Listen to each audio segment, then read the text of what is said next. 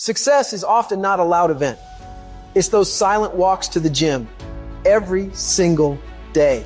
It's the silent commute to work every single day. It's the early mornings, late nights where you grind when everyone else has gone home every single day. You don't have to say anything. You don't have to make any noise. You don't have to grunt, you don't have to groan, you don't have to scream, you don't have to yell. What you have to do is get the job done. In the unseen work is where you're trying to create that masterpiece. And that masterpiece is yourself. All that hard work goes in when no one is watching. There's no crowds, there's no cheering sections, all that It's just you against you. And you have this rock, which is yourself, and you go through and you start to just chip away at these rough edges. Every fucking morning, you don't want to get up. You don't want to go for that run. You don't want to go to school. And each day, you fight that urge to stay in bed. But you still fucking get up. You chip away at another rough edge. And over a period of time, you begin to form that masterpiece. When we look at the masters, when we look at the best business people, we say she's gifted, she's smarter than me, she just somehow knows more than me. She's got a better education. She had an easier background. She got lucky. You've heard the cliche because it's true. The harder I work, the luckier I get. They don't see what they deal with every day. I'm not good enough. Shouldn't be here. Shouldn't be here. Because every day, even though they're the best in the world, that little still in there saying, oh man, we're not good enough. Not the strongest guy, not the fastest guy, not the smartest guy, but I will work, and I will work hard. I will be up when my competitors sleep. I will be up when my enemy is curled up in bed. I will be up getting after it.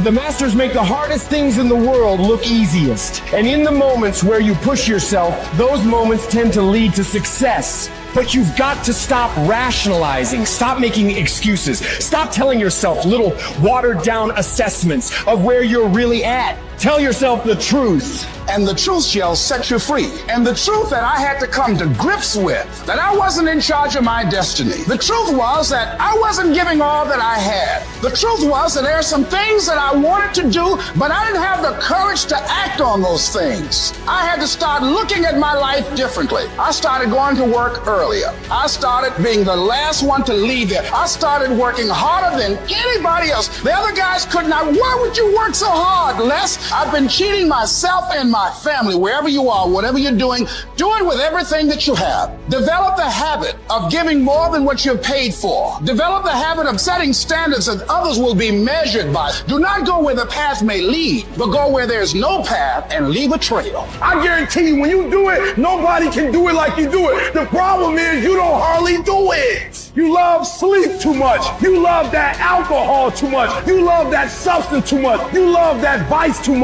There's something that you love more than yourself, than your dreams, than your goals. And if you're gonna make it happen, everything in the world has to become secondary. You've got to become obsessed to the point where people think you're crazy. You discipline yourself every day to do what is required. You sweat, you suffer, you endure, and at the end of it all, you win. If you can't right now, there's no one looking, man. And how you hold yourself, how you see yourself. What do you do when no one's watching? If you do it then, I guarantee you'll be doing it when everyone's watching. If today you never say good enough, tomorrow you'll always have enough. If we looked at your background, you should have had a nervous breakdown and lost your mind. You should have given up by this point. You should have thrown in the towel on yourself already.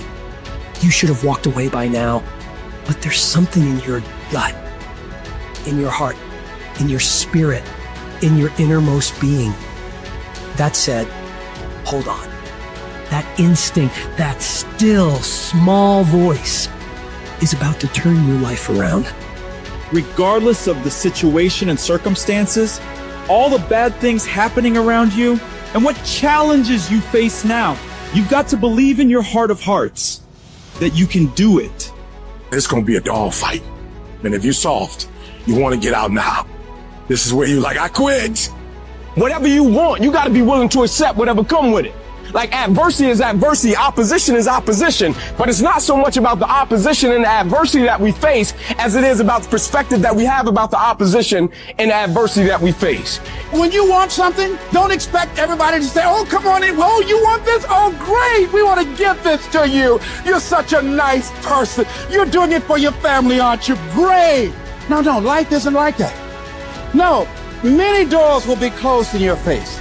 Many loans that you will want. They'll say, no, you don't have enough collateral. You don't have enough credit. And most people will give up. But you've got to decide that I'm going to be fearless and I'm going to go all out. I'm going to be relentless. I don't care how many no's I encounter. I refuse to be denied. I challenge you to fight, to work, to not stop here, to believe so heavily in your aspirations that you too will not fear the word no, but instead you will choose to welcome it. And when you want it as bad as you want to breathe says, I'm willing to make any sacrifice. I'm willing to go through any pain. I'm willing to go through any suffering. I'm willing to go through whatever it takes. So when I get in there, I guarantee you at the end of it, I won't be the one that surrendered. So as we look at the future, we can decide that from this day forward, as I look at all the dimensions of my life, looking at myself mentally, emotionally, and spiritually, I'm going to do all I can do to develop me, to bring my talent out here, to make a contribution to life. But is it easy? No. Is it worth it? Yeah. Yes, your life is worth it.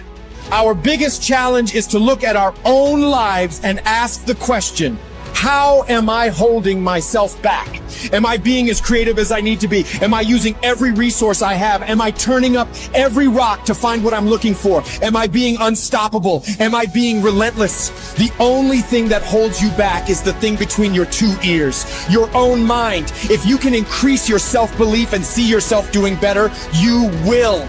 And the process is not supposed to be comfortable. So if it hurts, welcome to the big leagues. If you feel like you're under heat, praise God. If you feel like you're being pressured, praise God. But when God looks like he's pulling you back, eventually he's gonna let you go. And the farther he pulls you back, once he releases you, boom. So when life happens, I don't just sit there and cry. I buck back. We've come too far. We've been through too much. We've seen too much. We've had too many victories. We have seen defeat. We've looked defeat in the face and we've overcome it. We've come too far to give up now. We've come too far to be negative now. We've come too far to start overthinking now. Put yourself in a position where you can't retreat, where it's do or die, sink or swim. Here's what you'll find out. You'll develop incredible swimming skills. You'll find yourself stroking unlike you've ever seen before. Through the inspiration of desperation, you'll become more creative than ever before. Throw your whole self into it. See, most people go at it tentatively. They don't give all their stuff. They don't concentrate. You can't make a basket unless you shoot the ball. You can't hit a home run unless you take a swing at it. Most people won't even take a swing. If you want something, you've got to be relentless. You've got to decide, I deserve this and I'm going to have it. And you go all out to get it. The spirit of resiliency, the spirit of grit, it's in your DNA. It's in your blood. Overcoming is in your blood. Getting through adversity is in your blood. We need to focus on where we're going, not where we come from and what's happening. You gotta tell life, I don't know who you've been dealing with, but you ain't dealt with me. You gotta tell bankruptcy. You gotta tell divorce. You gotta tell sickness. I don't know who you've been dealing with. You come up against the wrong one this time. You can be and do whatever you want, and nobody can stop you. Nobody can stop you but you.